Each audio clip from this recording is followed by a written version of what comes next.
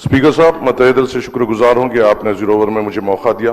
मैं आपके ज़रिए से हुकूमत के सामने ये बताना चाहता हूं साहब कि नामपल्ली हलके में मेजर गवर्नमेंट हॉस्पिटल से जो रियासत तेलंगाना के सबसे बड़े हॉस्पिटल है, एक है MNJ कैंसर हॉस्पिटल, दूसरा है नीलोफर चिल्ड्रंस हॉस्पिटल, तीसरा है सरोजनी देवी आई हॉस्पिटल और एक सबसे बेहतर परफॉर्मिंग नामपल्ली वार्ड हॉस्पिटल है साहब, जिसके ऊपर हुकूमत की नजर होना सख्त जरूरी है। नामपल्ली एरिया हॉस्पिटल में करीबन 500 से ज्यादा आउट पेशेंट्स हर रोज आते हैं और उसका आउट पेशेंट वार्ड तकरीबन पूरा कंजस्टेड हो चुका है और वहां पे जो गरीब आता है उनके लिए कई दुश्वारियां वहां पे हो रही है।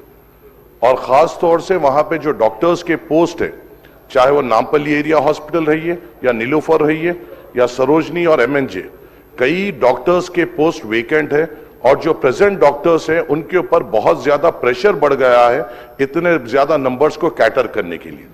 मेरी आपसे दरख्वास्त है साहब कि ये ऐसे हॉस्पिटल्स हैं जो तेलंगाना के ज्यादातर गरीबों के जो मेजर बीमारियां हैं और जो बच्चों का इलाज है यहाँ पे हो रहा है और हमें उन डॉक्टर्स का प्रेशर कम करना है और वहां के गरीबों के साथ ठहरना है।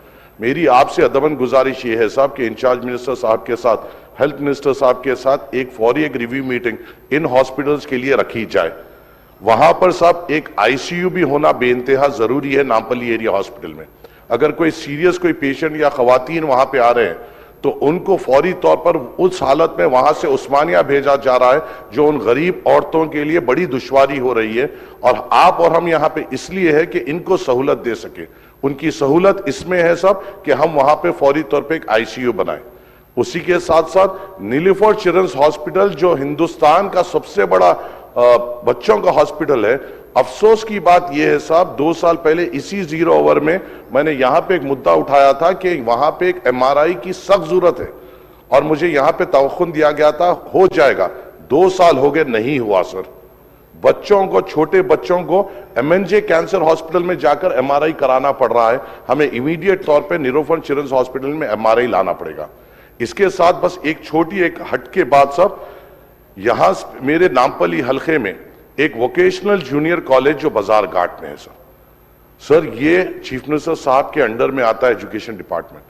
पिछली बार बारिशों में हर एक मीडिया ने रिपोर्ट किया है कि ये पर्टिकुलर कॉलेज पूरा डिलैबरेट कंडीशन में है और यहाँ पे जो बच्चे पढ़ रहे हैं इनकी जिंदगियों को खतरा है।